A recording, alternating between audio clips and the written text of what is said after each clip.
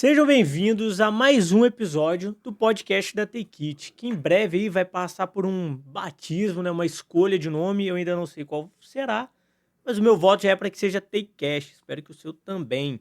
Estamos aqui com Daniel Segura, fundador do Hub dos Restaurantes, o cara é contador, gente, então você já viu que não é a pessoa, né, dentro do padrão. Contador no Brasil ele é um desafio, direto de São Muito. Paulo, tá aqui no nosso escritório, o nosso parceiro. E aí, Daniel, se apresentem um pouco aí para essa galera. Fala, Miguel. Obrigado pelo convite. Muito bom estar aqui, né? Nosso parceirão aqui, a Tekit, o Miguel.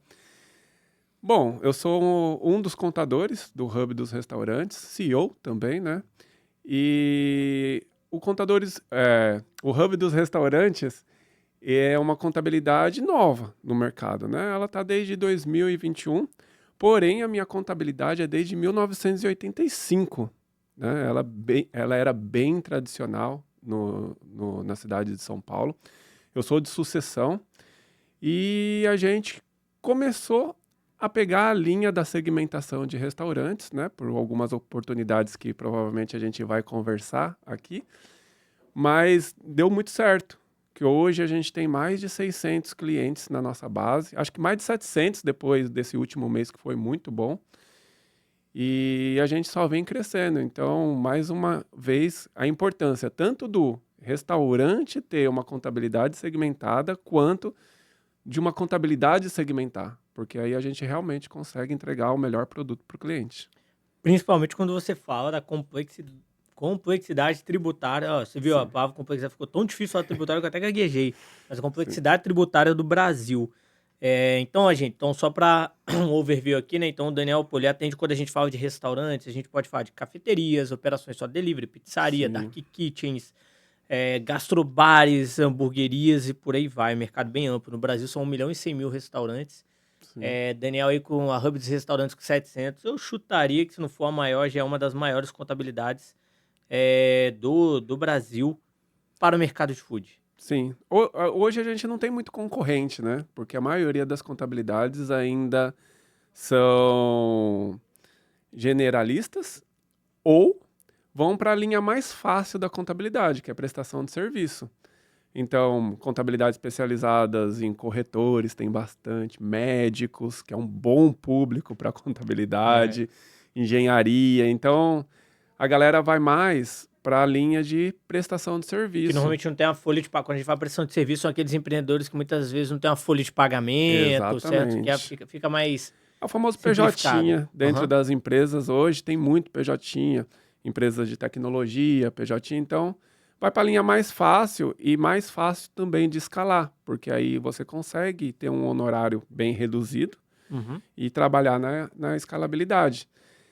Então tem poucos que trabalham com a linha de restaurantes porque a linha de restaurante é bem complexa. Pode parecer fácil ou pode ser que nenhum contador hoje falou para vocês dessa complexidade que a gente vai falar aqui, mas é uma contabilidade que precisa ser lapidada. Então é muito difícil e é muito difícil também você alinhar uma operação para trabalhar para esse segmento. Então, o pessoal vai, óbvio, a tendência é ir sempre para o mais fácil. Então, eu tenho poucos contadores que são especialistas em restaurantes no Brasil, a gente tem. E eu digo que eles nem são nossos concorrentes, de fato, porque até eu tenho um grupo, né, de mentoria com outros contadores de restaurantes.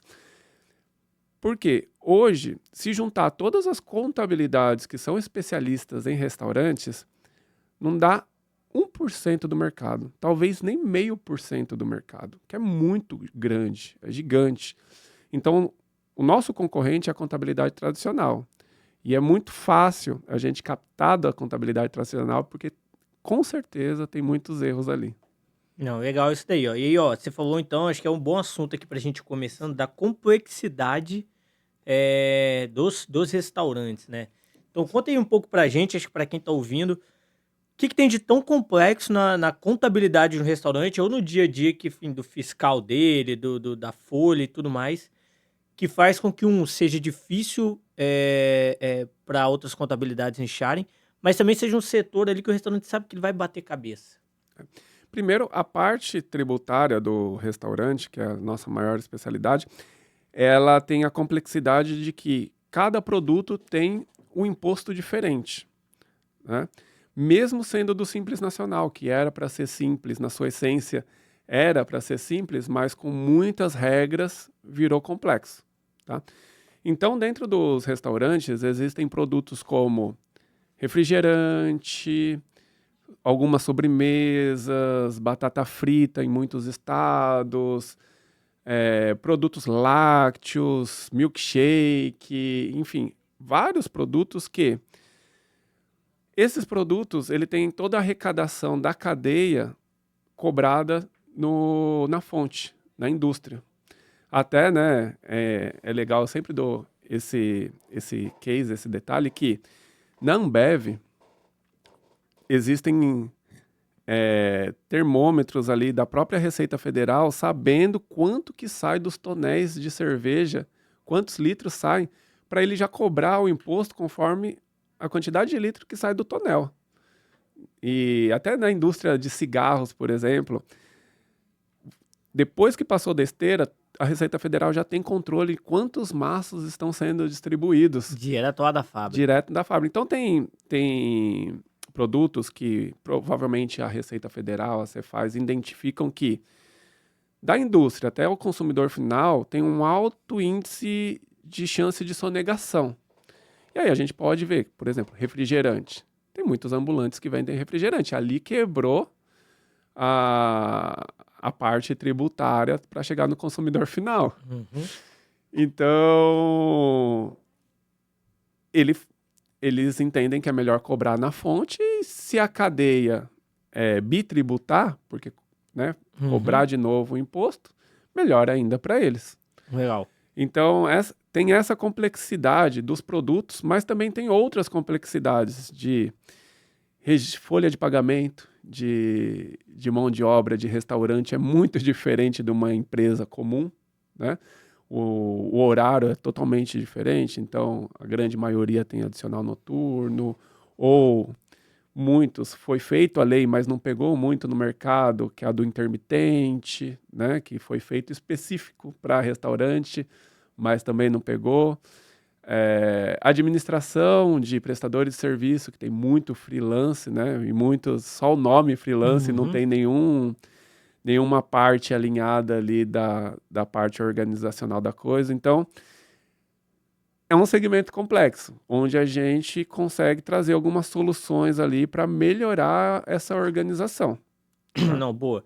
Então, entrando primeiro, você falou aqui de dois assuntos principais, que um são as informações tributárias dos produtos e outros ali do folha de pagamento. Começando pelos produtos, então você falou que, Miguel, a gente tem alguns produtos como refrigerantes, sobremesas, batata, milkshake, que muitas vezes os impostos já foram pagos lá na indústria. Aqui na Take It, né, a partir do momento que a gente faz toda a parte de gestão ali, a gente tem a parte fiscal do restaurante, a gente acabou lidando muito com aquilo que eles chamam de substituição tributária. Então, e aí só explicando, substituição tributária, normalmente você fala que o restaurante ele não vai pagar o imposto todo naquele produto, porque a indústria, lá, por exemplo, a Ambev já pagou parte do imposto de cerveja, o restaurante vai pagar só essa outra parte. Enquanto que o restaurante, quando ele produz um prato de comida, como ele produziu lá dentro, óbvio que você teve dos insumos, alguns impostos foram pagos, mas aquele hambúrguer pronto, por exemplo, ninguém ainda pagou imposto, então o restaurante ele paga o imposto cheio. Então a gente está falando da complexidade, então, primeiro dos produtos, da importância de uma contabilidade nichada. Então me diz aí, ô Daniel, cara, aonde que uma contabilidade nichada, a partir desse tipo de problema, a partir dessa complexidade, ela consegue gerar, cara, dinheiro no bolso do dono do restaurante, ou uma facilidade, ou evitar às vezes sonegar, ou às vezes evitar ser bitributado, enfim. Onde que a eficiência começa a entrar, primeiro, falando da tributação dos produtos? Tá, a eficiência, ela tem que ter total foco em tirar a bitributação dos produtos que já foi pago todo o imposto na fonte. Então, é fácil fazer isso? Não. É simplesmente emitir o cupom fiscal, mandar para o contador que ele vai fazer essa retirada dos impostos que já foram pagos na fonte? Também não. Por quê? Porque hoje, para você fazer isso, são vários processos. Você precisa estar com o cupom com a NCM correta, e para quem não sabe o que é NCM, é como se fosse o CPF do produto. E muita gente vende lá uma sobremesa com a NCM genérica de refeições, que tem alíquota cheia. Então, não é bem o produto que vai fazer pagar menos imposto, né? Ou tirar essa bitributação, e sim a NCM. E dentro da NCM tem que cadastrar CFOP, CST, SEST, tudo isso dentro de um sistema, né? Para quando o cliente emitir o cupom fiscal, já venha alinhado para o nosso sistema contábil. E ó, Então, rapidão, ó, até se você acha que o Daniel tá falando é complexo, gente, complexo é o Brasil. Ele só tá tentando traduzir aqui da forma mais clara sim. como é que a parte fiscal do então SEST, NCM, é o fiscal do Brasil mesmo, como é que o Brasil ele toda a parte tributária, como é que ela se comporta. Mas vamos lá. E depois entrar também no assunto de reforma tributária, porque hoje Boa, choveu bom no meu assunto. celular um post. Um cara muito famoso, esqueci o nome dele, postou que vão substituir o Pix por uma eficiência fiscal melhor. Ah, eu vi isso. Você viu isso? Todo Vi. mundo viu. E todo mundo veio perguntar se isso é verdade. Aí depois eu vou contar pra vocês. Até onde eu sei, pelo menos parte disso não sei se é o todo, né? Daqui a pouco a gente entra nisso no Sim. assunto ali, reforma tributária. Mas tô ainda falando, então, ô Daniel, então, pô, igual você falou, Miguel, não basta essa pessoa falar que ela tá vendendo, por exemplo, milkshake. Sim. Porque pro governo o nome do produto é como se fosse um nome qualquer, você Ele pode não chamar... vê o nome. Tanto que tem gente que escreve com erro de português e tal, o governo não olha o nome, o que ele olha é esse NCM, que seria o CPF do produto. Exato. Você consegue dar pra gente um exemplo, então, por exemplo, mais objetivo, mais específico, se você puder também citar cases e tal, Legal. como que a contabilidade, como que você, por exemplo, eu sei de vários casos aí que você já me contou, Sim. conseguiu fazer, por exemplo, um restaurante reduzir, botar mais dinheiro no bolso, através de, por exemplo, botar o CPF certo em cada produto, Sim. esse tipo de coisa? O nosso maior case dentro do nosso escritório é uma loja muito famosa de milkshake, que cresceu muito nos últimos tempos, então, principalmente em shopping, então vocês já vão saber quem é. Esse case a gente reduziu muito o imposto dele, por quê? Aí fica um pouquinho mais complexo a nossa conversa aqui, mas para vocês entenderem que realmente uma contabilidade que não é especializada, ela não consegue ver essas coisas. Porque a contabilidade tradicional, ela vai pegar o seu faturamento, aplicar a alíquota efetiva e mandar o imposto. Porque ela tem outros segmentos que ela faz a mesma coisa, ela não faz a lapidação operacional. Essa loja de milkshake, no Simples Nacional, ela paga PIS e COFINS. No lucro presumido e lucro real, ela não paga o PIS e COFINS. E o ICMS, no estado de São Paulo e em vários outros estados, não todos, mas vários outros estados, tem o ICMS-ST, que é o que vai na fonte. E o PIS e COFINS é um benefício do leite, por ser um produto que o governo decidiu beneficiar. Então, só para eu entender aqui, então, no Simples Nacional, quando a gente paga a DARF lá do Simples Nacional, aquele imposto único que o empreendedor aqui paga, lá dentro já tem um PIS e COFINS, então por isso que ele paga 18%, 7%, tem vários impostos lá dentro, mas ele paga numa guia só. Sim. Quando você vai pro lucro presumido ou lucro real ali, enfim, vai depender do... Quando você pagar separado. Você tem lá o ICMS que você paga, você tem o PIS, você tem o COFINS, mas que para produtos ali derivados, laticínios, né, então que é no caso ali do milkshake, ele que vem muito ali, a sua maior composição é o leite, PIS e COFINS ele é isento. PIS e COFINS, ele é isento no lucro presumido e lucro real. Aí é uma regra específica. No Simples Nacional, não. Então, o que a gente fez com esse cliente? Desenquadrou ele do Simples Nacional, porque ele estava pagando uma média ali de 7% de imposto. E resumindo, indo para o lucro presumido, ele foi para 2,28%. Então, esse é o nosso maior case, porque dá 5% aí de margem de lucro a mais no bolso do cliente, porque 95% dos produtos que ele vende é o milkshake. Ele tem lá chaveiro, pelúcia, não vende isso, né? Vende bem pouquinho. O carro-chefe dele é o milkshake, então acaba que ele paga só 2,28%. Não, e olha só isso aqui, então. Imagina que um restaurante ali nessa loja de milkshake fatura ali 100 mil reais. Gente, na média, números de mercado, isso, tá? Um restaurante ele tem... Na média ali, se ele for bem administrado, não é brilhantemente administrado. Se for bem administrado, ele vai ter uma margem de lucro de 9%. Então, vendeu 100 mil, no final vai sobrar 9 mil líquido. Isso é franquia, até menos, né? E aí quando a gente fala de franquia que paga royalties e tudo mais, Exatamente. menos, né? Então vamos botar ali, mas vamos trabalhar com os 9%, Sim. sobra 9 mil. O que o Daniel tá falando aqui? Que ele, então assim, 7%, ou seja, 7 mil era imposto, ele reduziu para 2.280 ali, né? Sim. Ou seja, o cara que lucrava antes 9 mil passa a lucrar agora 14. Exato. Então esse 5% fez esse dono de restaurante lucrar 50% a mais, porque ele lucrava 9, quase 10, foi para 15 agora. Sim. Então, só com eficiência tributária. Se ele vender 1 centavo a mais, não mudou nada ali. Basicamente, inteligência tributária. Se for de uma coisa, né, que esse restaurante saiu do Simples Nacional, que é o que a grande maioria dos restaurantes do Brasil são, para o lucro presumido. Só que a gente aqui na Tekit, a gente sabe que tem muito contador que não gosta do lucro presumido, não gosta do lucro real, porque aumenta a complexidade. E muitas vezes ele não dá essa informação para o cliente dele. Às vezes ele não sabe, mas às vezes ele fala, não, ó, lucro presumido a gente não atende e tudo mais. Na real é porque é generalista, né? Então é muito mais fácil fazer a guia do DAS do que fazer o lucro presumido. E muitas das vezes ele não quer ter o desgaste de explicar para o dono do restaurante, porque tem que negociar honorário, tem um monte de coisa que ele fala, melhor deixar ele ali no simples, eu faço e Faço entrego feijão com arroz, ele. né? Até porque E no tá final das tudo contas quem vai certo. ganhar mais dinheiro é o dono do restaurante. Contabilidade, Exatamente. nem tanto, né? Às vezes fala, cara, com esse trabalho que é melhor, na verdade, pegar mais 2 restaurantes ali no simples. Exatamente. Então, ó, você fica de dica aí pra quem acha que contabilidade é tudo igual. E aí, um dos cases, um dos nossos clientes dessa loja, ele tinha 10 lojas. Então, você pega esses média de 5 mil a mais, vezes 10, 50 mil no bolso. Tá bom, eu queria esse dinheiro. Pois é. E aí dá uma ajudada aqui, tá? E isso é porque ele fatura mais nas lojas, não é só 100 Aham. mil. Então, pega essa média, é 50 pau no bolso a mais, sabe? Do nada. Só de ter feito um planejamento tributário. E apesar de esse aí ser uma rede, ó, isso aí fica de dica aí para as diversas sorveterias, lojas de milkshake que você tem aí pelo Brasil, cara. Sim. Existem muitas lojas. Uma coisa que eu reparo muito quando eu vou em muita cidade pequena, cidadezinha menorzinha, parece que assim, só tem sorveteria, porque eu não vejo às vezes tão consolidado isso em cidades grandes, porque em cidade grande você já vê mais bar, já vê mais restaurante. Mas cidadezinha pequena, cara, é sorveteria assim o tempo todo. E aí, às vezes, é uma informação valiosa para eles que muitas vezes não sabem, Sim. para que eles paguem ali menos impostos. E por isso que cresceu as sorveterias de...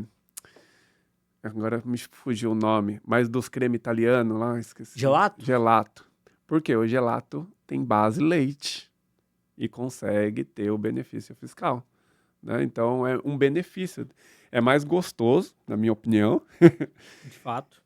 Então, além de você deixar um produto de melhor qualidade, você ainda paga menos imposto, porque um sorvete de fruta não tem redução. Um sorvete à base de leite tem redução, porque ele entra na mesma base do milkshake.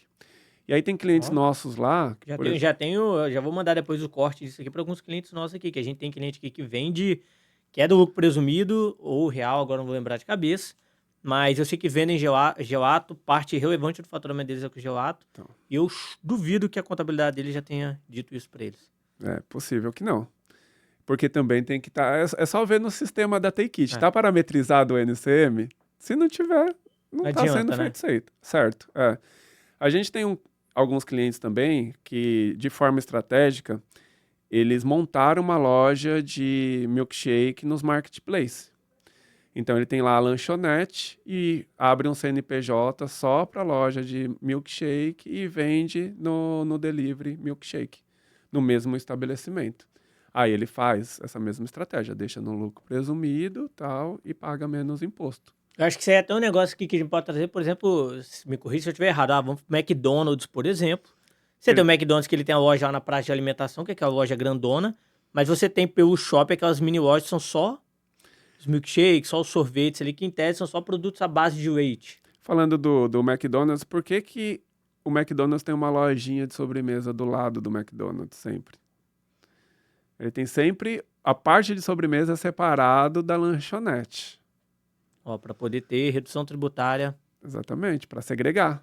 Aí segrega, você compra o... Você pode até comprar o lanche com milkshake lá na lanchonete, mas... Mas não poderia... Mas por que ele precisaria de outro CNPJ?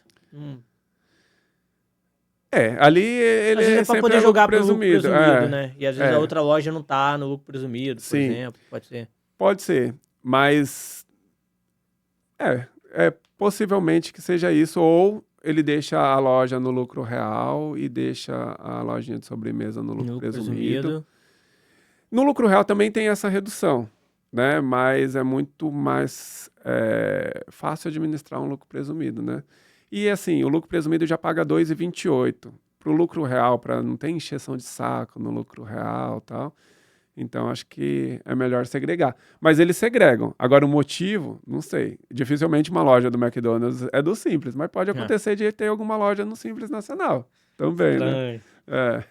Não, mas show. E ó, então a gente falou, antes da gente entrar no assunto reforma tributária, vamos lá, folha de pagamento, porque acho que quando a gente olha também para o setor de food service, um dos maiores problemas que a gente tem visto, assim, a gente tem visto muito problema da inflação dos alimentos. Então, pô, só às vezes uma eficiência tributária faz com que você pelo menos fique ali, aguente um pouco ali, às vezes, essa Sim. oscilação dos preços ali, recupere margem. Mas mão de obra, cara, mão de obra para food service é bem complexo. Por que que é complexo? Normalmente as pessoas que trabalham nos restaurantes, elas estão trabalhando lá quando todo o resto da população está saindo para se divertir, para se alimentar, para ter alguma experiência. Sim. Quem é que quer ficar trabalhando final de semana, feriado, até de madrugada, em horários que você tem hora para entrar, mas dificilmente você tem uma hora exata para sair? E aí a gente sabe que isso eventualmente se reflete na folha de pagamento, afinal, o que as pessoas trabalham, elas têm que receber E ganha um pouco e também. ganham pouco, exato. Se a remuneração fosse muito boa, talvez você não teria toda essa Estaria dificuldade. bombando. É, A gente sabe que o imposto também é muito alto, o empreendedor muitas vezes não consegue também pagar, às vezes, como gostaria. sim. Então, fala pra gente como é que é uma contabilidade aqui tão nichada aqui consegue ajudar no que, quando a gente diz aí de folha de pagamento, mas toda essa parte que relação com o trabalhador, né? Porque eu acho que também não é só Sim. executar a folha de pagamento. O empreendedor muitas vezes igual, cara, vai ter um feriado, cara, eu posso botar minha equipe pro feriado? Não posso. Como que eu faço isso em folha de pagamento? O que que eu tenho que avisar? Tem que ter escala, tem que... É, Conta pra gente. cada restaurante coloca uma escala diferente. Tem os 12 por 36 e assim, na minha opinião, o 12 por 36 é a melhor escala desde que você tenha demanda para trabalhar 12 horas, né? Uhum, Muitos restaurantes trabalham das 18 à meia-noite, então uhum. não dá as 12 horas, né? Mas quem abre para almoço e quem abre para janta é uma opção, né? Para mim, uma das melhores que até os colaboradores entendem como um benefício, né? Uhum, afinal, eles teriam ali um dia e meio ali depois. Exato. Acaba trabalhando em outro lugar, né? Aham, ganha mais dinheiro. Ganha mais dinheiro, Até exato. porque eu vejo muito assim, tem restaurante que, por exemplo, funciona de manhã, fecha 2, 3 horas à tarde, que ainda fica de descanso pro trabalhador, mas muitas vezes Sim, vai ter que descansar no trabalho, porque ele mora longe, não consegue voltar para casa, exato. para ir trabalhar à noite. Então fica uma jornada mais exaustiva, né? Sim, Quem talvez consiga trabalhar melhor um 2 por 36 é muita operação de shopping, ou de fato essas operações conseguem sim. criar ali uma rotina. Mas, e aí, além da escala 12 por É, 36... 12 por 36, a 6 por 1, que é a mais utilizada e foi polêmica, né, nesses últimos tempos aí, que a galera tava criticando muito, mas é a opção que o restaurante tem, o 6 por 1 também, né, e é exaustivo para o colaborador, mas para o dono do restaurante que não está conseguindo mão de obra, como é que ele vai conseguir tirar esse 6 por 1 e fazer um 5 por 1? Por isso que a melhor opção, na minha concepção, é o 12 por 36. Mas como que a gente pode ajudar isso? A gente pode ajudar na parte burocrática da coisa, né? Então, a gente sabe também que, por exemplo, lá dentro do escritório, posso dizer que 90% ou até mais dos nossos clientes não tem toda a sua equipe registrada, né? Então, para a parte que está registrada aqui, hoje os restaurantes eu vejo que oferecem até como benefício, ó, você vai trabalhar aqui e se você passar numa experiência que, desde a experiência tinha que ser registrado, mas se você Aham. passar nessa experiência, você vai ser registrado, né? Estão dando como benefício isso. Mas a gente ajuda na toda a parte de registro ali, de apuração, de cálculo do período noturno, hora extra, falta, advertência, que, cara, eu vejo poucos donos de restaurante utilizarem a advertência e é uma coisa que pode ser utilizada ou deve ser utilizada, grandes empresas utilizam muito. Você faltou, chegou atrasado, existe advertência para isso, entendeu? É porque a CLT dá respaldo para isso, né? Exatamente. Então, esse é um benefício para o dono do restaurante, daí que eu vejo que eles utilizam muito pouco. E a parte que não é registrada, a gente também auxilia na documentação para pejotizar esses prestadores de serviço. Está 100% correto? Não, todo mundo sabe, até o dono do restaurante. Mas, por que deixar 100% errado? Né? Existe ali, né?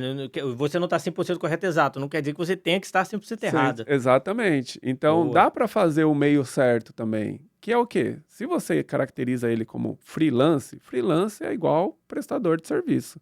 Se o cara é um prestador de serviço, o cara tem que ter um CNPJ, o cara tem que ter um contrato de prestação de serviço e seguir o que está no contrato de prestação de serviço, tem que emitir nota fiscal para o restaurante. Inclusive, ter o CNPJ é um benefício pro restaurante também e um benefício pro PJ, pro prestador de serviço. Por quê? Se ele se acidenta, e em restaurante é muito fácil se acidentar, ele vai conseguir o benefício do INSS para ficar lá os mais de 15 dias em casa, entendeu? Não vai precisar ficar chantageando o dono do restaurante dizendo, eu estava trabalhando aí, e aí, você não vai me pagar? Tenho meus direitos, e tenho os direitos mesmo, entendeu? Então, nesse meio, certo, que é o PJ, é o prestador de serviço, se ele se acidentar, tá tranquilo para o restaurante, ele vai receber lá pelo INSS. Mas tem que fazer toda essa documentação, tem que ter o CNPJ, tem que emitir nota fiscal, tem que pagar o DAS do MEI, se o cara for um MEI, tem que estar pagando o imposto, tem que... E aí, indo para uma parte mais jurídica, para você caracterizar que ele é um prestador de serviço, você tem que transferir para uma conta pessoa jurídica e não para uma conta pessoa física. Então, você vai lá, faz ele ter uma conta pessoa jurídica. Isso também é um benefício para ele, porque ele vai ter crédito ao banco, muito mais fácil um PJ ter crédito do que uma pessoa física. Então, ele pode ter comprovação de renda para comprar a moto dele, para comprar o carro dele, a casa dele. Hoje, um motoboy, por exemplo, que a maioria dos motoboys são prestadores de serviço, cara, ganha bem, dá para comprar uma casa. Sem dúvida. Principalmente quando o governo não vai com o imposto de renda lá e pega boa parte do que ele ganha. Exatamente. Dá para... Então, só que eles não conseguem comprovar a renda. Isso é um benefício para eles também. Então, tentar vender o benefício para esses freelancers, porque o que eu mais escuto é o cara não vai querer fazer nada disso não, Daniel. Mas você tentou conversar com ele? Você mostrou os benefícios? Porque motoboy, se ele cair e ele não tiver um registro, não CPJ, e estiver trabalhando para você, aí, desculpa, ele está certo se ele entrar na justiça. Entendeu? Se na cozinha aconteceu, aí dando mais um case aqui, teve um cliente que quase fechou por conta de uma mulher que estava trabalhando uma semana na cozinha. Ela cortou o dedo e ela era freelance barra nada formalizado, né? Ela cortou o dedo, foi para o hospital, não apareceu no dia seguinte, não respondia mais. Todo mundo já sabe o que vai acontecer, né? Entrou na justiça, 120 mil de ação por danos morais. Aí o advogado aproveita, coloca tudo lá, né? Danos morais, não utilização de EPI e assim por diante. Vai colocando um monte de coisa lá. Obviamente foi feito um acordo mas a colaboradora estava mais certo do que o restaurante. Então o acordo também não foi pequeno, né? Se eu não me engano, deu uns 40 ou 50 mil reais. Para o trabalho de uma semana. Você vê que ali não houve ali muito uma dosagem, né, para que fosse algo justo, mas enfim, também isso é resultado de uma negligência, né? Por mais que o outro lado às vezes não tenha agido de total boa fé. Sim. Mas... E assim, às vezes nem foi de propósito, mas depois ela viu a oportunidade que aconteceu. Pô, cortei o dedo, não sei se perdeu um tampão do dedo ou algo do tipo, mas cortei o dedo. Vou para casa, foi para o hospital. Não sei se o restaurante deu todo o respaldo para ela necessário Um também. auxílio ali, né? Um suporte. Um suporte. Aí ela falou, não pensou 2 vezes no outro dia, vou procurar um advogado e saber dos meus direitos. E aí o advogado, obviamente, sabe da lei e sabe para que caminho seguir. E aí é o seguinte, se tivesse pelo menos com contrato de prestação de serviço, se tivesse emitindo... Ali ainda não vai ter emitido nota fiscal, mas com CNPJ, caracterizando uma prestação de serviço, fica mais difícil ter todo esse valor aí numa ação. E aí qual que é o ponto? Esse cliente, depois disso, começou a fazer tudo certinho. O dono do restaurante ele precisa sofrer uma dor para ele começar a pensar naquilo, porque ele vai levando no limite as coisas. O dono do restaurante ele leva muitas coisas no limite. Pô, vou no limite aqui ver até onde dá eu não emitindo cupom fiscal. Eu vou no limite aqui até onde dá não registrando o pessoal ou não fazendo a forma correta da pejotização. E vai levando no limite, só que aí, quando você menos espera, a pessoa que está trabalhando uma semana te pede 120 pau. Então, tem que pensar nessas coisas. Quebra muito negócio um valor desse, né? E é o que eu sinto. O dono do restaurante, ele não tem tempo de pensar nisso e também não quer pensar nisso. Não, nisso é isso. É o que eu falo, pessoal. Eu falo muitas vezes aqui na Take It tá? Eu cheguei aqui pra trás, eu falo muito pro pessoal do Take It. Gente, dono de restaurante, quando ele abriu o restaurante, tipo assim, ele sabia fazer uma pizza, ele gosta de pizza ou... Exato. Cara, ele abriu o restaurante e pensou, vou fazer pizza, vou vender pizza, vou alimentar as pessoas com pizza, vou ganhar dinheiro com isso de forma justa. Aí, de repente, ele tem que aprender contabilidade, com as regras fiscais do restaurante, leis trabalhistas para saber como é que ele vai, dado a complexidade operacional de um restaurante, ele tem que aprender marketing, porque existem vários canais para um restaurante vender. Gente, se ele soubesse que ele tinha que saber disso tudo antes, ele não abria. E tudo no nosso país é complexo. A parte tributária é complexa, a parte trabalhista é complexa. Você pegar outros países, são muito mais simples a parte trabalhista também. A parte trabalhista nos Estados Unidos, por exemplo, é como se fosse o PJ, entendeu? Recebeu pelas horas trabalhadas e é só isso, não tem férias, 13º. Então, aqui é tudo um pouco mais complexo e é importante que o dono de restaurante vá aprender, mas tem uma coisa que ele precisa aprender muito, é sobre precificação e sobre financeiro. Porque também tem muita gente perdendo dinheiro com os marketplaces, vendendo nos marketplaces. Boa, a gente vai abordar, então, deixa eu até anotar aqui, ó, precificação e financeiro, a gente vai abordar esses assuntos. Mas acho que só assim, para finalizar, então, acho que essa parte de folha de pagamento, eu acho que a gente tem, né, clientes em comum, então, que usam Take-It, que são clientes ali da Hub dos restaurantes. A gente tem desenvolvido produtos em collab juntos ali para facilitar não só a tributação do restaurante, mas também a experiência ali da contabilidade para gerar mais valor.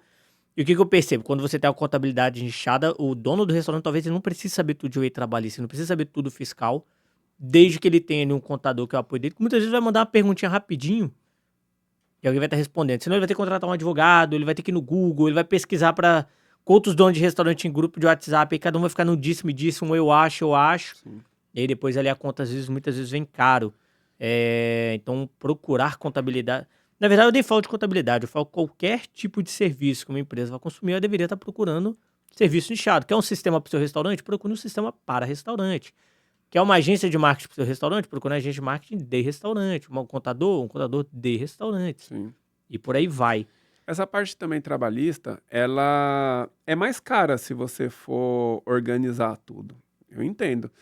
Mas não é muito melhor você ter a previsibilidade de quanto você vai pagar de uma folha de pagamento ou de um prestador de serviço certinho, do que do nada vem 120 mil. Aí, um outro colaborador fica sabendo que ele recebeu lá seus 40, 50 mil no acordo. Maravilha, quando eu sair, eu tenho meu garantido 40, 50 conto também. E assim vai.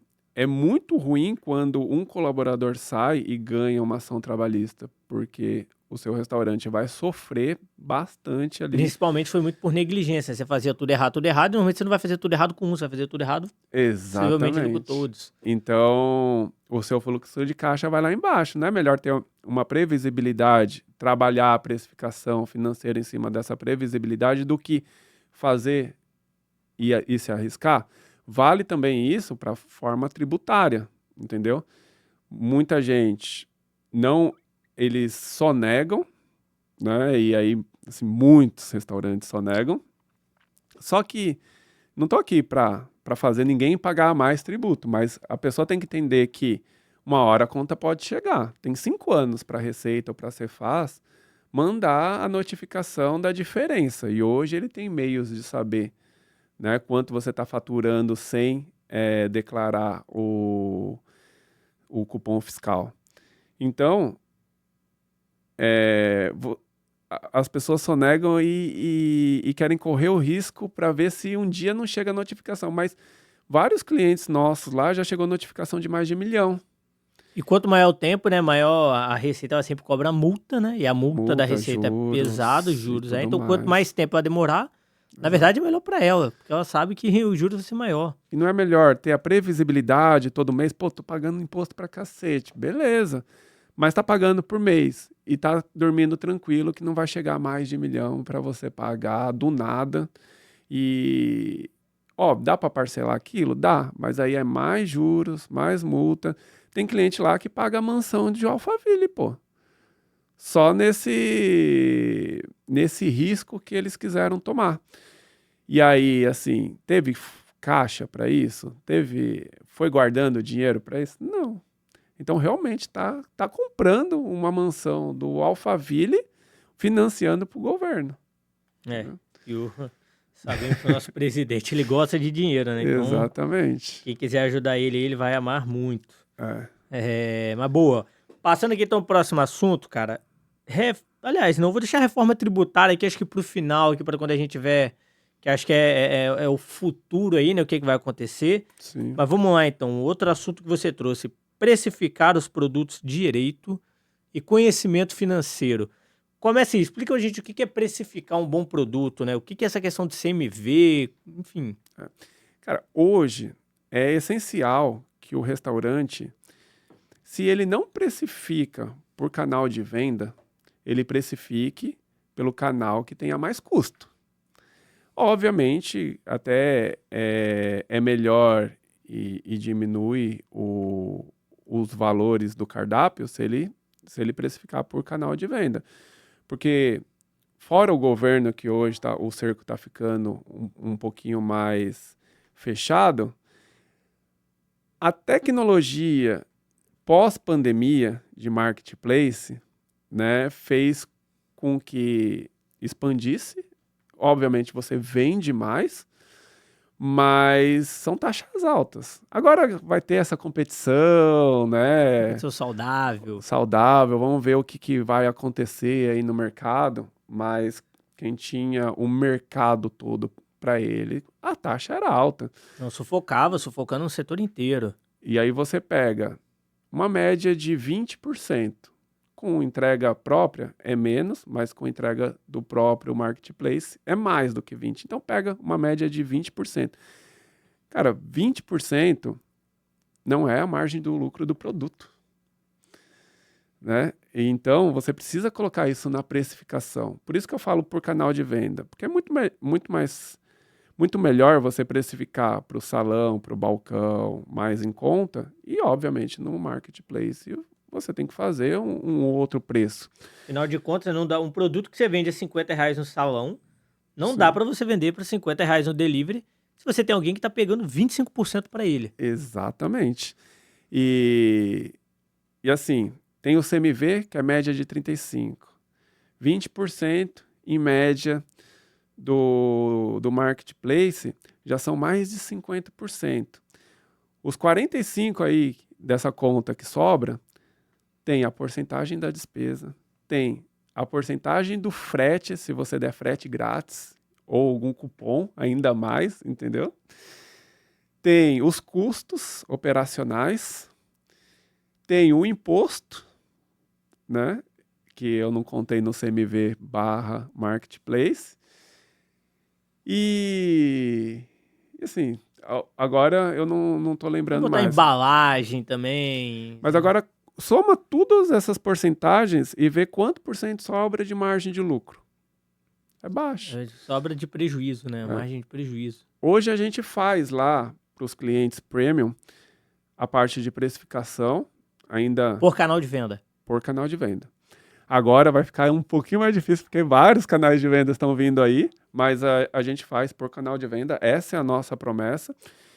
E hoje eu consigo cravar aqui para você que balcão, aplicativo próprio, que é cardápio, né, digital, o salão, você consegue chegar nos 20% de margem de lucro, bem precificado.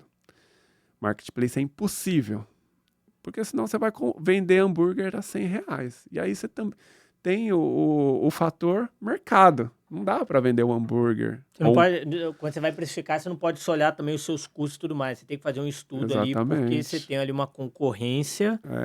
A gente fez uma precificação para um cliente que ele para abrir o negócio dele, tinha muitos financiamentos.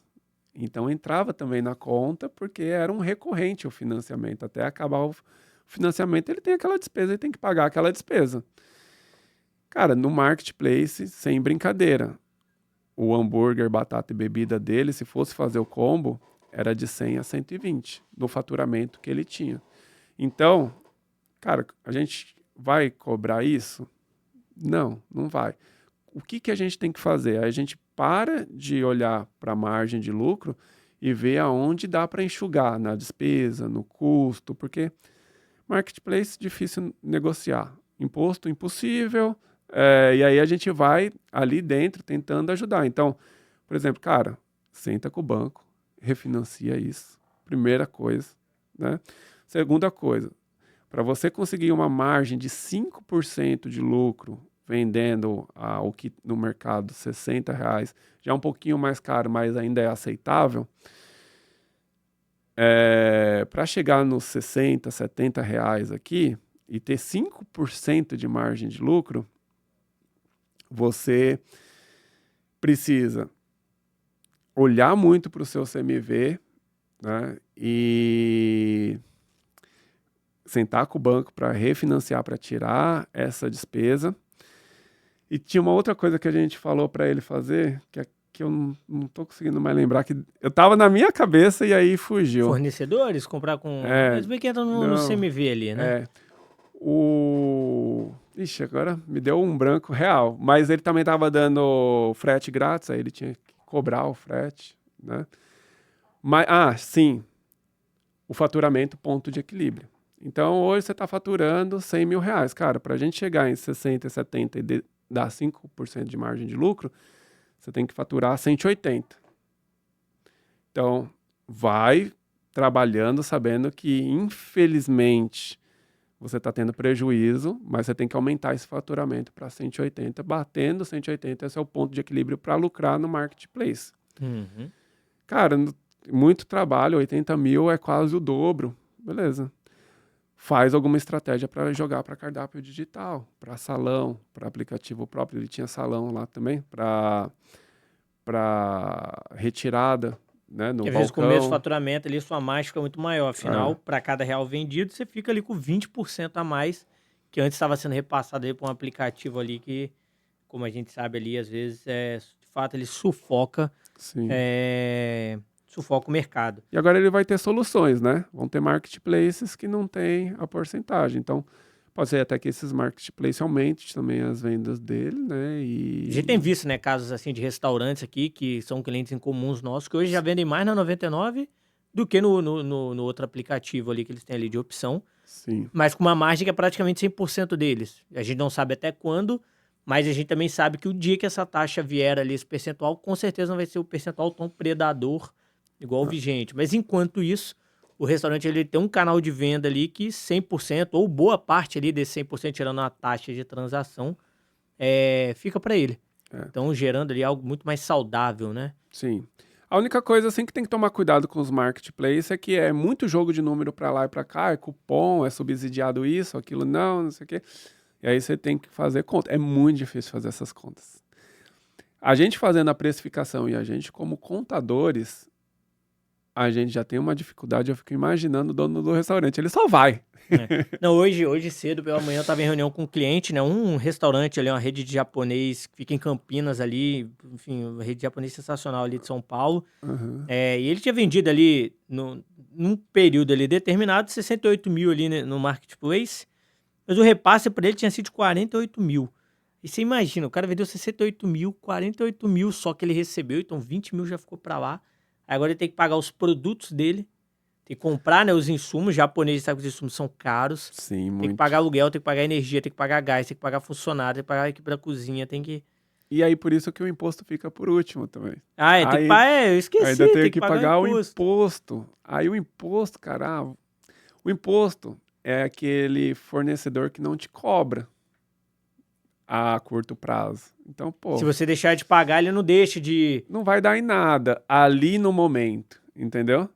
Porque ele só vai cobrar quando tiver um bom valor acumulado, de 5 anos, retroativos, porque é uma empresa. O país é uma empresa. Ele vê também como lucrar mais, né? Como que eu faço para lucrar mais? Por exemplo, eu abri um restaurante japonês. Soneguei primeiro mês, segundo mês, terceiro mês.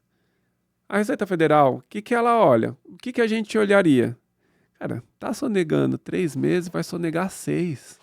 Vamos Deixa, a esperar. gente vai botar 10, 15, 50%. Quando vira o ano, né? Eu acho que É, a multa ele vem de 40%. deixa ele. Aí sonegou 6, pô, não deu em nada. Ele vai sonegar mais 6, deixa. Na hora certa a gente vem cobrar, porque a gente...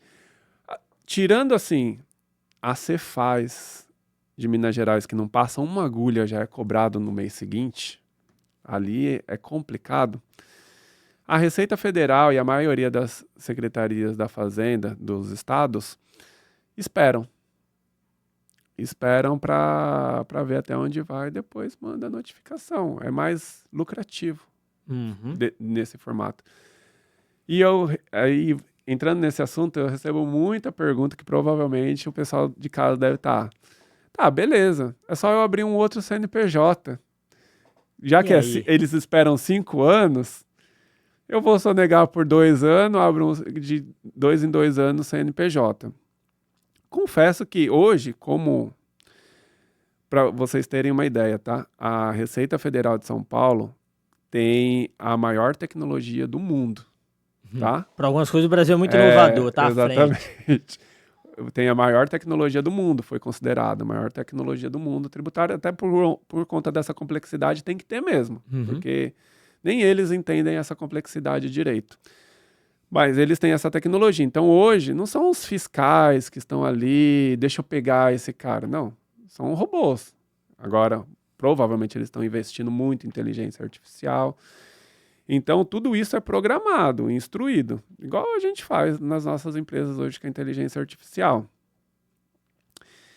E eles podem ali ter uma programação de que espera 3 anos e aí você fechando antes, difícil. Aí eu confesso que dificilmente eles vão atrás de CNPJs que faliram, vamos dizer assim, fecharam, né?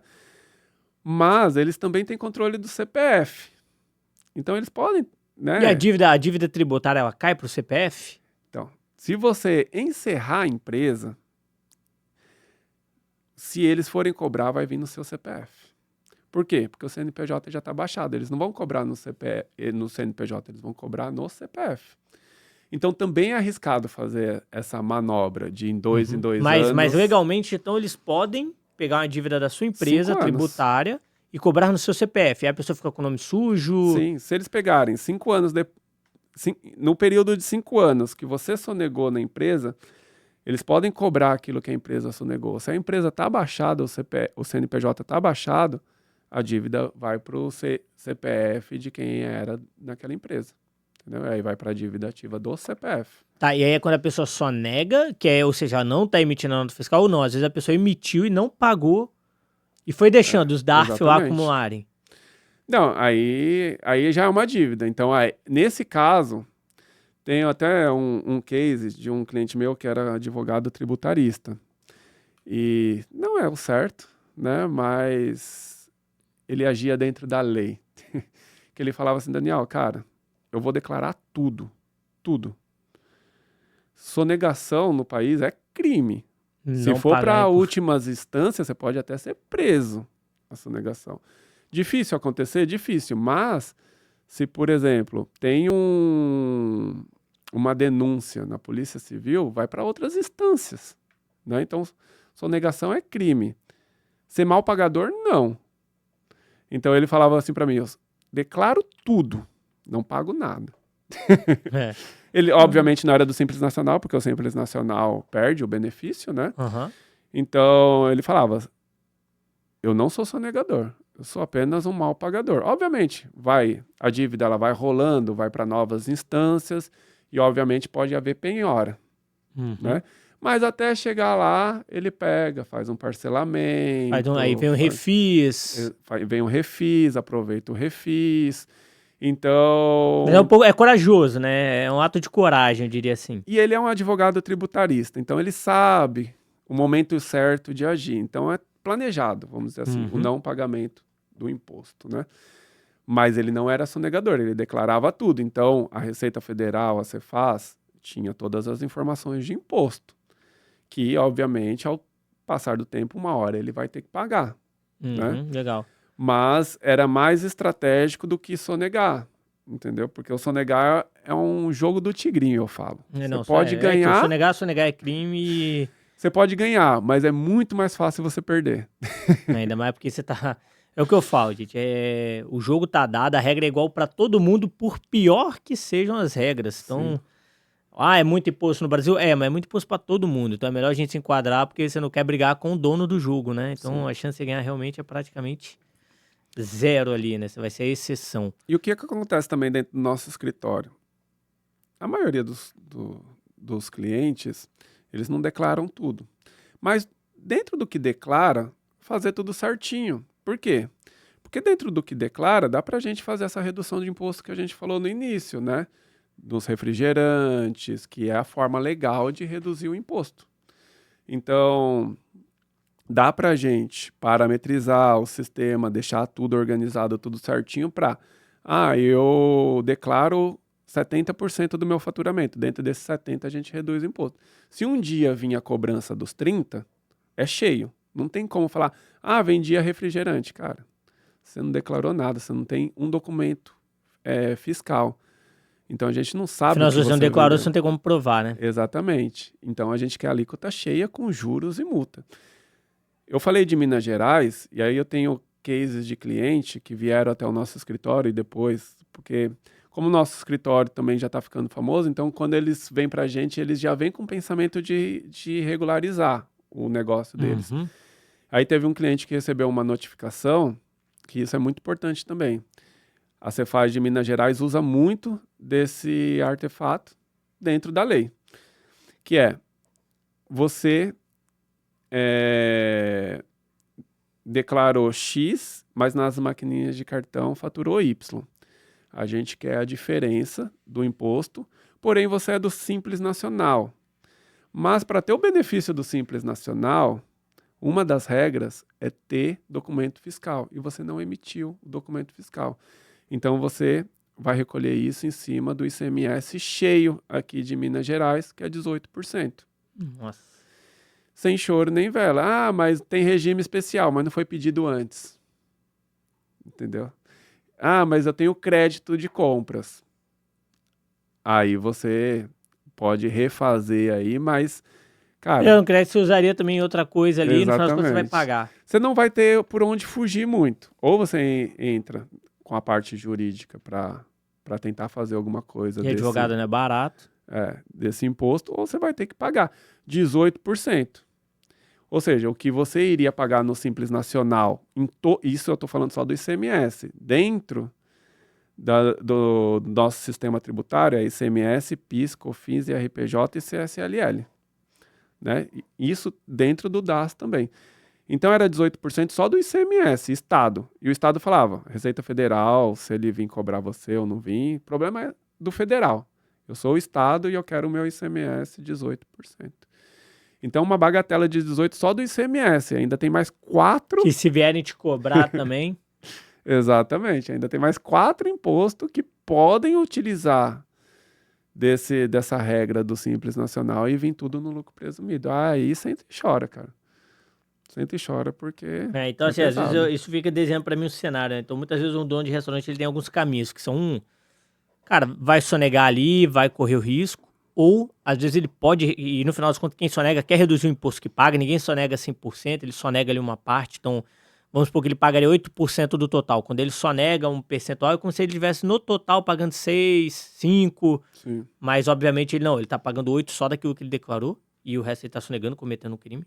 Muitos optam por esse caminho, e a outra opção é, cara, vou pegar uma contabilidade especializada, com uma tecnologia que ele consiga parametrizar para, por exemplo, que é um exemplo que você me fala que eu gosto muito, que é o do salmão lá de, Sim. né, de Minas Em Gerais, Minas Gerais. que a gente tem falado, que é, por exemplo, eu vou pegar esse sistema, eu vou parametrizar ali, um contador vai me ajudar a parametrizar bem o salmão, para que eu não precise sonegar, mas ainda assim eu pague menos imposto. Conta aí um pouco Sim. também esse caso do salmão, eu acho interessante. É que existem regras federais, existem regras estaduais e por isso a complexidade também do negócio aumenta, a lapidação aumenta. Em Minas Gerais tem um benefício no salmão que eu sempre uso de case porque é uma piada, né? O salmão faz parte da cesta básica do mineiro, né? Lá não tem, E, tem nem praia, né? e não tem nem praia, né? Então, sei lá, não posso julgar aqui o que aconteceu, mas acho que todo mundo já deve pensar na cabeça o que deve ter acontecido. E aí, dá pra gente usar isso de forma estratégica, beleza? A gente tem isso, como usar isso de forma estratégica? O benefício só tá no salmão. Então, a peça do salmão, ela não pode ser um insumo de um sushi. Se você fazer o sushi, é NCM de sushi, de comida japonesa, não tem benefício nenhum, porque o salmão é só um insumo. Mas o sashimi dá, porque o sashimi, na verdade, é um salmão fatiado, in natura ainda, não é utilizado como insumo. Então, estrategicamente, dá para usar com a NCM do salmão. Não deixa de ser um salmão, só que fatiado, né? O corte, né? Você cortar ali o produto, você não muda a natureza dele, né? Num restaurante, do ponto de Exatamente. vista E fiscal. você está vendendo só ele, in natura. Então, Você não cozinhou, você não fez mais nada, né? Se eu cozinhasse, por exemplo, salmão, ele mudaria? mudaria. Porque Aí, aí você passou por um processo de transformação do produto, né? legal. Mas ele também não deixa de ser salmão e dá para utilizar a NCM. Então, dá para se fazer estratégia, com certeza, 99,9% dos restaurantes japoneses de Minas, que faturam alto, porque aí tem que ser no lucro presumido e lucro real, não se utilizam desse benefício. Um outro ponto também que viralizou bastante, e muita gente veio me perguntar se era verdade ou não, viralizou alguns vídeos que o McDonald's estava tendo redução de imposto na carne do hambúrguer. Não sei se você chegou a ver. Cheguei a ver, sim. Na verdade, não é bem o McDonald's, mas como são tudo empresas interligadas do próprio grupo McDonald's, ele acaba tendo, sim, esse benefício que é. Em São Paulo, em muitos estados, no Espírito Santo também, a carne in natura tem ICMS zero como benefício. Em alguns outros estados pode ter uma redução. Não sei se no Espírito Santo é zero ou é redução. Mas, enfim, em São Paulo é zero. Tem o benefício da carne in natura. E aí o McDonald's, ele estava tendo benefício da distribuidora para o McDonald's. Porque aí ele comprava o hambúrguer e aí qual que foi a estratégia do McDonald's? Não temperar, porque a carne in natura congelada chegava no McDonald's e o tempero ia dentro do McDonald's, aí ele perdia o benefício, ia ser, né, Quando ele vai cobrado o vender para o imposto, consumidor final, ele perde o benefício, perde o mas quando ele vende benefício. da indústria ali, do CD do McDonald's para a própria loja do McDonald's, Sim, ele não pagava imposto. exatamente. E aí, hoje, a gente tem um monte de açougue boutique, que é o açougue com restaurante dentro. Também é uma estratégia tributária isso. Pode ser que muita gente abriu por ser uma onda, né? Uma coisa legal, né? Um novo Aproveitar que empreendimento. você já tem os produtos ali, né? Já tem o espaço e aí agregar maior ticket médio. Mas eu tenho certeza que o primeiro que abriu pensou no tributário. Porque ele vai te apresentar a carne, e aí você escolhe qual a peça que você quer comprar. E você está comprando a carne o quê?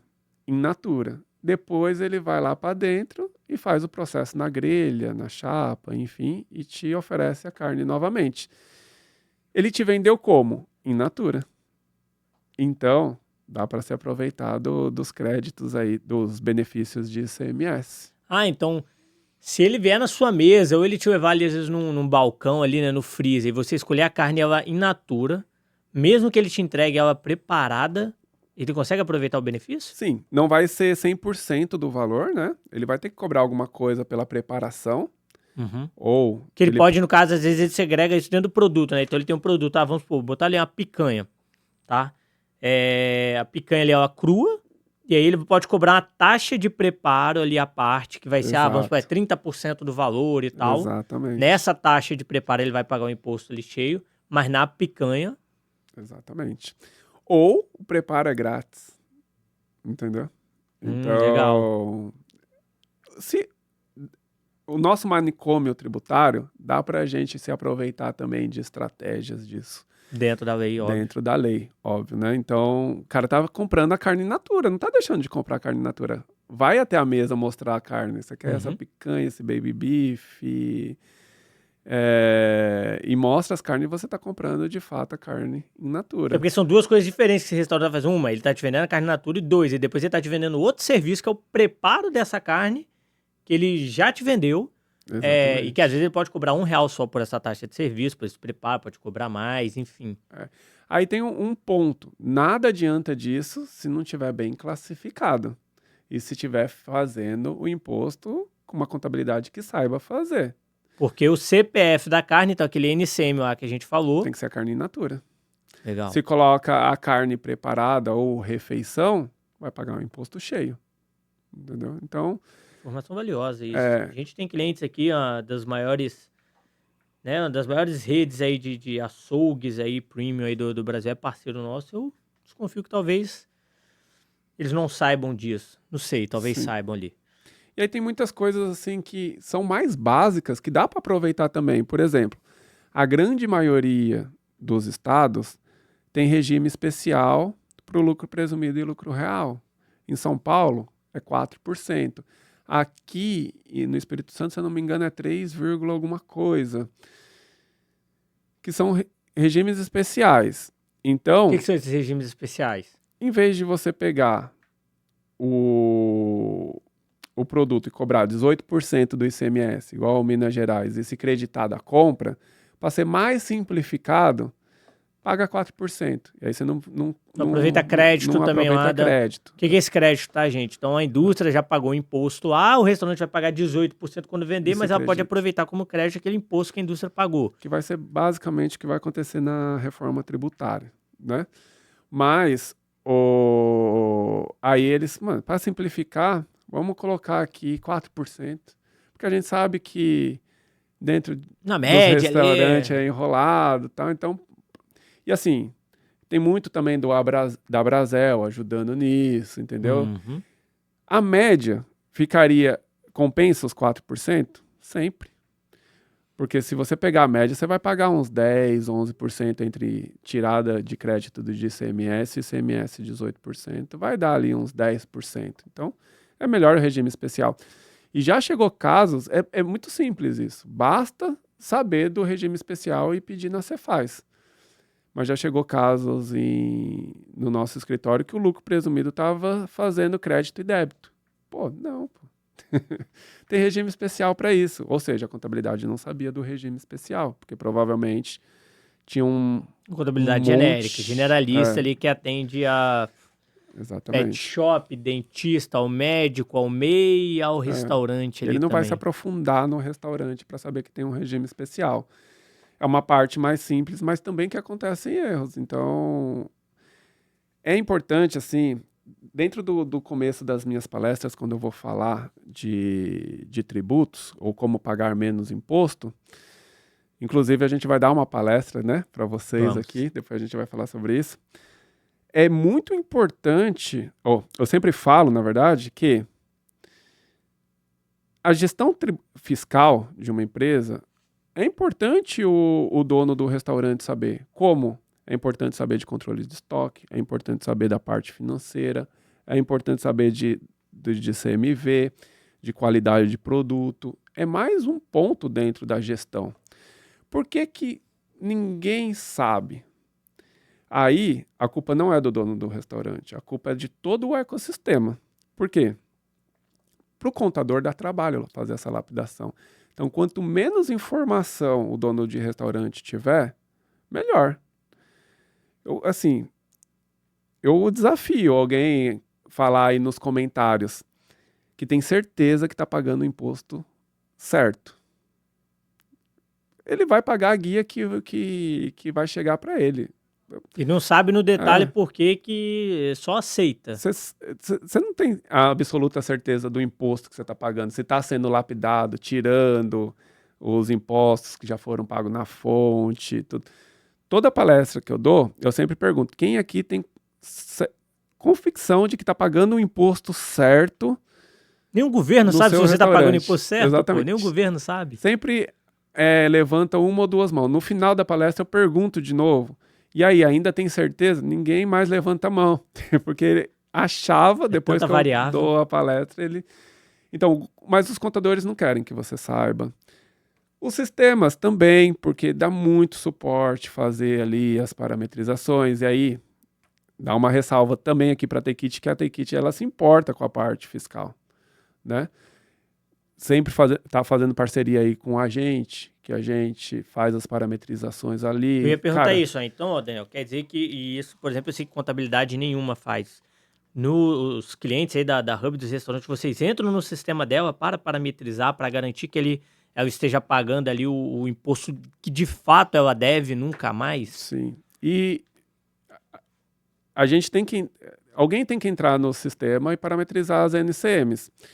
E tem que ser um sistema fácil e um sistema também que funcione, porque muitos dá erro de parametrização. E é por conta disso que os sistemas também não querem que você saiba desse assunto a fundo, porque esses erros de parametrização, de integração com o marketplace, eles fazem ir para o NCM genérico. E aí, né, dá trabalho. Então, a gente sabe aqui, ó, o que a gente teve de trabalho para que o sistema da Takit ficasse 100%.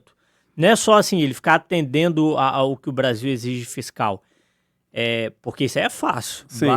Joga qualquer NCM, né, que seria o CPF lá, o restaurante está emitindo, mas ele vai estar pagando mais imposto que deveria. Mas para ele estar se aproveitando dessas regras que a lei permite, é uma complexidade gigantesca. A gente teve um trabalho gigantesco aqui para estar 100% desenhado para que, por exemplo, a Hub dos restaurantes, ele quando entra no sistema, consiga parametrizar de forma a reduzir o imposto que esse restaurante paga lá no final. A Takit está sempre dispostas a ouvir a gente também, que é bom, porque a maioria dos sistemas estavam cobrando a taxa nova do iFood, a Takit já foi lá de prontidão, ajustou. Então, isso é importante. Esse case acho que é um case legal. Sim. Né? Acho que quem está ouvindo aí sabe que, por exemplo, o iFood ele começou a cobrar, né, do consumidor final a taxa de serviço. E quando também ela faz a entrega, o iFood que cuida ali da entrega, aquela taxa de entrega, então tanto essa taxa de serviço quanto a taxa de entrega, quando o consumidor final compra, esse dinheiro ele vai direto para o iFood, porque quem está prestando esse serviço é uma taxa de serviço do iFood, é uma taxa de entrega do iFood. Quem tem que pagar o imposto é o iFood. E não o restaurante. E aí estava indo lá nos itens tributáveis, como outros nos cupons fiscais das maiorias dos sistemas.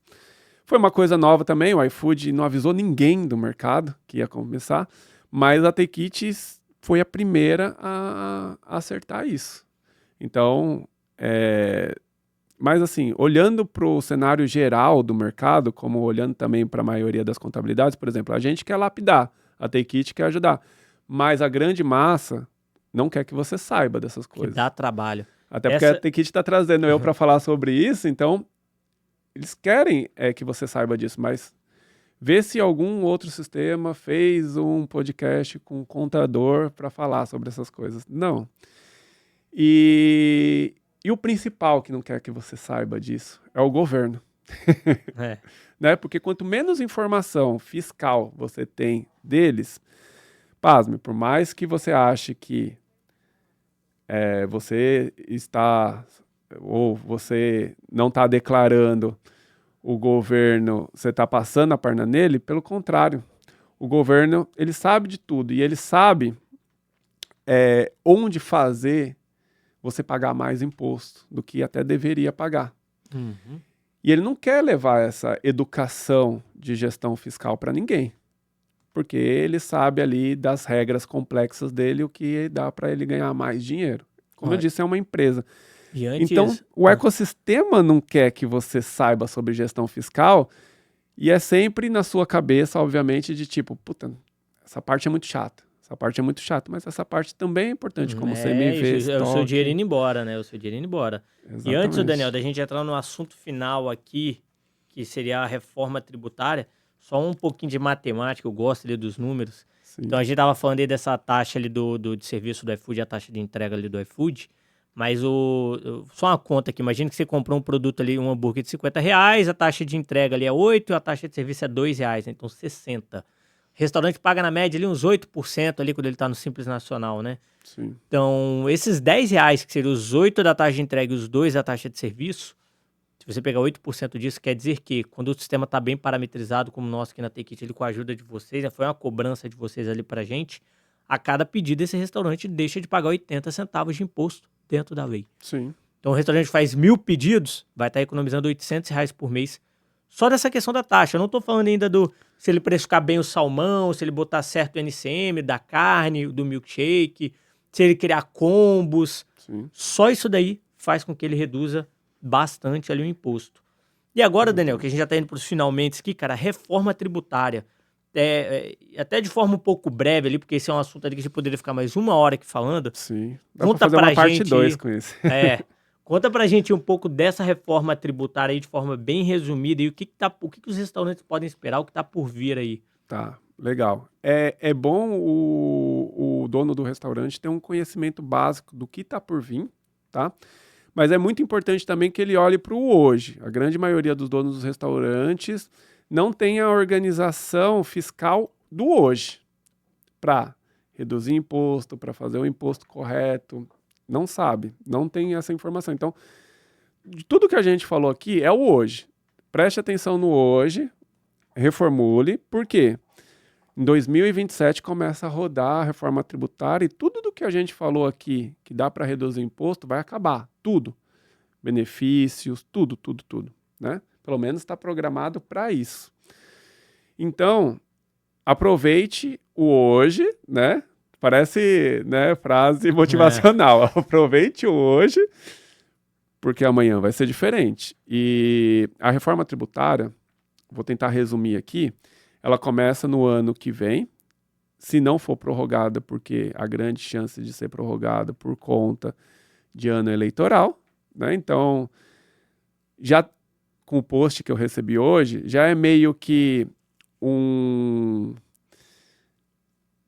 uma parte da oposição querendo bater no governo atual, dizendo que vai aumentar os impostos. De fato, vai aumentar os impostos, porém, não é desse governo que foi feita a reforma tributária, já vem há anos sendo reformulada, tudo. É uma coisa que, independente de governo, e isso é bom você entender, vai acontecer. O que pode ser feito? Prorrogar. E a alíquota também, né? Acho que a definição da alíquota que foi acho que a reforma tributária ali, acho que é um consenso que ela é positiva, o problema tá na alíquota. Sim. Pode ser reformulada a alíquota? Acho difícil. O governo que for, porque aí vai ter que começar tudo de novo. Tá? O que dá para fazer? Igual o simples, que não é mais simples. Regras. Aí vai colocando regras para diminuir algumas coisas, que eu vou até falar de uma regra que tem hoje já tramitando. Então a reforma tributária começa em 2026 e vai até 2033. Porra, por que tanto tempo? Né? Num mundo que as coisas são voláteis, né? Acontecem do dia para a noite. Porque o Simples Nacional está garantido até 2033. Quando fizeram o Simples Nacional, garantiram o Simples Nacional até 2033 e o Simples Nacional tem que continuar até 2033. Quem muda em 2026? Lucro real, que vai já ter o teste dos novos impostos, o IBS e o CBS. Né? E aí, em 2027, entra o lucro presumido. E aí, pela programação de hoje, se não prorrogar, né, tudo começa em 2027 para lucro presumido e lucro real, e o Simples Nacional vai até 2033. A notícia de hoje é que o governo está substituindo o PIX, ou vai ter uma evolução do PIX, para cobrar o imposto na fonte e fazer o repasse igual os marketplaces fazem. Eu já vinha cantando essa bola há muito tempo. O governo ele não está investindo em tecnologia financeira à toa. PIX de graça para o povo. Para quê? Né? Agora, provavelmente, eles vão soltar maquininhas de cartão, maquininhas financeiras como um benefício com taxa zero, mas é para o quê? Fazer igual as maquininhas fazem, retém e repassa. Então, eles vão reter e repassar o imposto já cobrado. Né? Pelo que a gente olha, assim, eu não acredito no governo lançando uma maquininha do governo a priori, porque o lobby ali, enfim, ele estaria mexendo num setor ali que já é muito bem consolidado. Mas as maquininhas de hoje vão ter que fazer isso. Exato, as maquininhas de hoje vão ter que se integrar. E aí, gente, só para vocês poderem entender o que acontece. Hoje, quando o restaurante vende, né, então ele vendeu ali do dia 1 de setembro, de 1 a 30 de setembro, né, setembro, 30 dias, eu acho. Sim. De 1 a 30 de setembro. Ele só vai pagar um imposto ali do Simples Nacional dele em dia 20, mais ou menos, dia 15, sei lá, do próximo mês. Sim. Então ele tem pelo menos um mês ali ainda que esse dinheiro ele recebe, ele paga outras contas, compra mais produto, vende de novo para pagar imposto.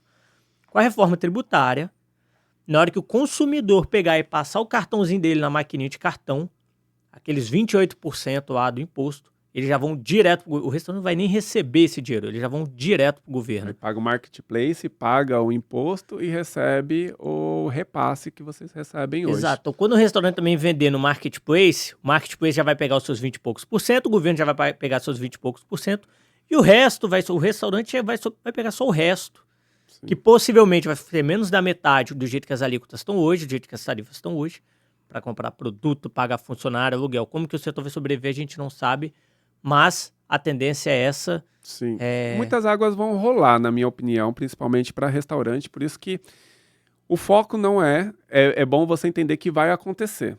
Então, por exemplo, pode ser prorrogado o ano que vem, por conta de ano eleitoral, então inicia em 2026, mas pode ser prorrogado. Iniciando o teste em 2026, 2027 começa o lucro presumido e lucro real. Para começar essas maquininhas, vai ser pós isso. Se prorrogar, só 2028, entendeu? Então, não se preocupem tanto também com isso hoje. Saibam que isso vai acontecer. O que é importante? Vai tentando organizar a casa fiscal para não ser uma surpresa futura, porque você não vai conseguir sonegar mais. Esquece. Então você tem que começar a colocar o imposto ali na sua precificação. Há quem diga que a gente vai voltar a ter um pouco do que era antigamente. Se você comprar no dinheiro, o restaurante vai estar dando 10% de desconto, 15%. Uhum. Então, justamente porque... com certeza. Há chances da cédula voltar ou as questões da fintech hoje, que ainda não são obrigadas a mandar o e-financeiro, que está programado para no futuro mandar, mas pode ser que haja prorrogações, tudo, enfim. Oficialmente, as fintechs ainda não mandam o e-financeiro. A gente é brasileiro, a gente sempre dá um jeitinho, mas é importante saber que o cerco está fechando cada vez mais e que você vai pagar o imposto.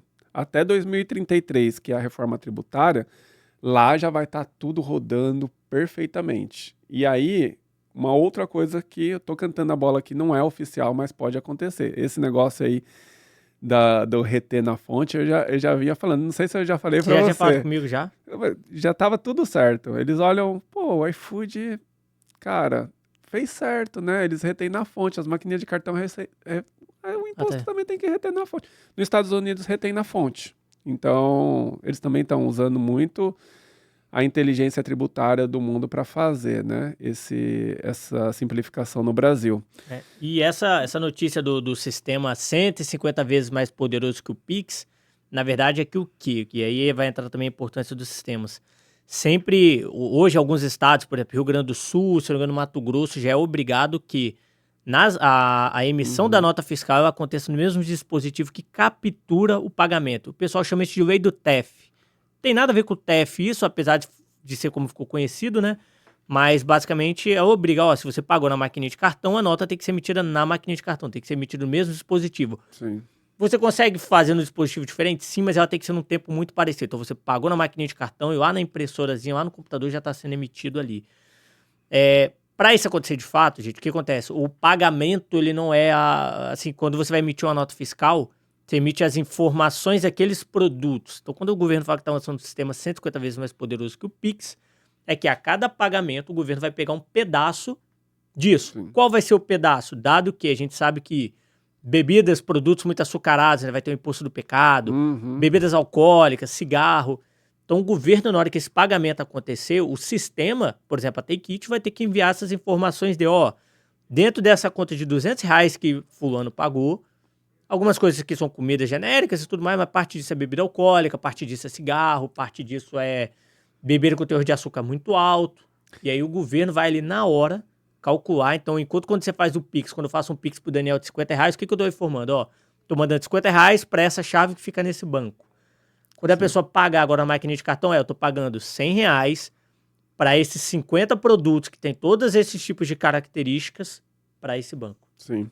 E você falou do imposto do pecado, que vai acontecer aqui no Brasil também. Acontece no Chile, que eu fui lá, né? Porque o que vai acontecer no Brasil é igual o que tem hoje no Chile, só que no Chile é uma média de 19%, média não, é 19% de imposto, aqui vai ser uma média de 26%. O que acontece? Estratégias tributárias, por isso que é bom entender de fiscal. Aqui existe a estratégia do combo, que você segrega o combo para deixar o preço cheio do refrigerante, e o refrigerante ele tem a redução de imposto, certo? No Chile é ao contrário, é juntar tudo no combo para ficar com a NCM, não sei se chama NCM lá, mas o CPF do produto lá, como hambúrguer. Então você vende o combo com o refrigerante e tá com legal. o CPF do hambúrguer, você não vai pagar esse imposto do pecado. Interessante isso, ó. Só para falar então, que acho que esse aqui vai ser nosso último assunto aqui, falando então um pouco aí dessa questão do combo, que no Brasil, né, então quando você compra um refrigerante, que ele, igual a gente falou no começo, tem a substituição tributária, então o refrigerante, tudo aquilo que o dono do restaurante ele compra, ele não manipula, ele praticamente só vende, ele só repassa, digamos assim, tem ali a substituição tributária. Parte desse imposto já foi pago para a indústria, agora o restaurante vai pagar menos. Sim. Por que criaram-se então os combos? Que aí dentro de um combo, você está comprando várias coisas numa porrada só, digamos assim. Então você paga o preço do produto e o dono do restaurante ele pode jogar aqui dentro daquele combo, ele está dando um desconto, porque o combo normalmente ele tem um desconto. Mas esse desconto está sendo dado aonde? No produto ou no refrigerante? Sempre no hambúrguer que tem a alíquota cheia. E aí a alíquota menor da bebida, do refrigerante, vai se sobressair pela alíquota maior. Porque o valor tem que ficar cheio no refrigerante. Por isso que você não pode colocar Coca-Cola grátis. Isso aí... Pelo contrário, né? Você pode botar até o hambúrguer grátis. A Coca-Cola não. Exatamente. A Coca-Cola nunca é grátis para você pagar menos imposto dentro do combo. O combo também, além de uma estratégia de vendas, de marketing, é uma estratégia tributária. Exato, gente. E aí, é fundamental isso. Você quer vender combo no seu restaurante, não é você criar um produto lá, escrever combo. Você tem que usar a parametrização, a retaguarda fiscal para isso de fato exportar como um combo de forma inteligente, porque você vai pagar menos imposto legalmente, dentro da lei. E segregar isso no cupom fiscal, para ir item por item e o refrigerante está com preço cheio. O que eu falei, ao contrário do Chile, que tem alíquota única lá de 19%, então você não vai pagar menos imposto no refrigerante, pelo contrário, se paga maior por conta do imposto do pecado, que é dos açúcares. Então, entra dentro do combo e usa só a NCM do hambúrguer. Aí você não vai pagar esse imposto. Então, sempre vai haver estratégias fiscais, sempre. Vai simplificar muito. Vai ter estratégia. E aí, só uma coisa também que é bom ressaltar para os restaurantes da reforma tributária, voltando um pouco aqui, que o Simples Nacional, ele está garantido até 2033, mas podem se aumentar as alíquotas a ponto de o governo fazer o Simples Nacional acabar antes de 2033. Ou seja, deixa tão grande, vai obrigar todo mundo a já mudar para o modelo novo. Exatamente. Isso aí, tô cantando essa bola. Vai ficar registrado aí que a gente vai, depois, daqui a uns anos, a gente vai poder usar, Exatamente. em 2025.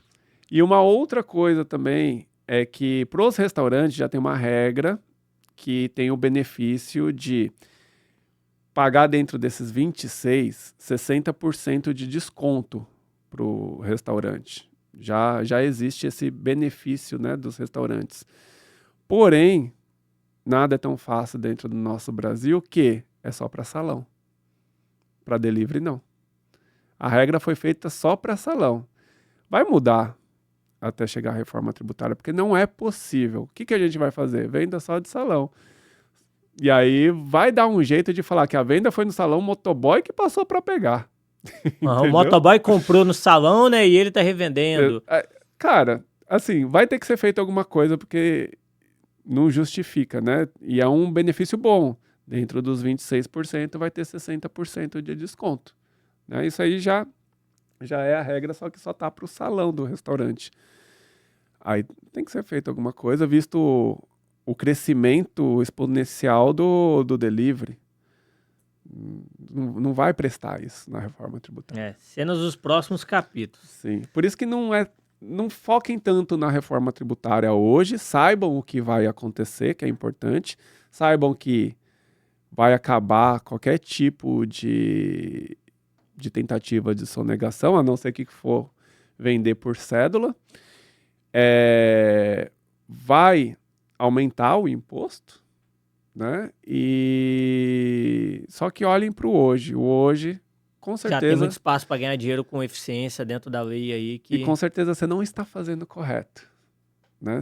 Você não está organizado no hoje, né? E se for desorganizado, que seja de forma estratégica. Boa. E Daniel, acho que para finalizar agora, falar um pouco aí da nossa parceria. Explique um pouco pra gente quais são... Então a gente tem uma collab, uma parceria aqui muito forte, onde os donos de restaurantes, parceiros da Take It, são agora aí, a gente já acima de 2.000 restaurantes, eles têm benefícios se contratar no serviço da Hub dos restaurantes, que a gente entende com uma contabilidade diferenciada, mas também os clientes da Hub do restaurante têm benefícios ali na Take It, visto que a Hub dos restaurantes consegue entregar mais eficiência tributária para que esse restaurante pague menos imposto quando ele utiliza o software, o RP, o sistema, o ecossistema aqui da Take It. Conta pra gente como é que tá funcionando, quais são os benefícios ali que quem tá ouvindo ali pode ter. Legal. Dentro dos nossos planos contábeis e nossos planos especializados, que hoje a gente tem planos especializados, em todos eles tem a Take It. E por que a gente tem dentro dos nossos planos a Take It para o dono do restaurante? Para facilitar o nosso operacional fiscal a fazer a parametrização dos NCM que tanto a gente falou aqui. O que é ter a Take It dentro? Hã? Como assim? O que você quer dizer com ter a Take It? Ter a Take It é que todo plano, obrigatoriamente, tá lá a Take It. Já tá incluso, né, no plano. Porque para a gente fazer o serviço de parametrização das NCMs, a gente precisa da Take It. Se o cliente não quiser a Take It, ele não vai pagar mais nem menos. Entendeu? E a gente Mas não ele vai ter um fazer... custo adicional de pagar um outro sistema ali, que quando ele contrata a Hub de restaurante é como se o sistema já saísse de graça para ele. Exatamente. E ele não vai ter o cadastro das NCM, só análise. A gente vai dar a análise lá em Excel e ele vai implantar no sistema dele. Então, provavelmente a chance de erro também é grande. Então, por isso que a gente tem essa parceria com a Take It. Todos os nossos planos estão inclusos a Take It, né? E também... clientes da Take It hoje tem um benefício, isso aí eu posso falar, né? Então, a primeira parte ali é clientes da Hub do restaurante não pagam ali o sistema Take It, né? Tem um plano nosso ali que já vai de graça, ele só paga os adicionais quando ele tem um tablet mesa, um CRM, um totem, mas toda a parte ali do PDV, salão, a parte ali fiscal, financeiro, já vai como se fosse gratuito incluso ali, além de, obviamente, toda a redução de impostos que ele consegue através de uma tributação mais eficiente.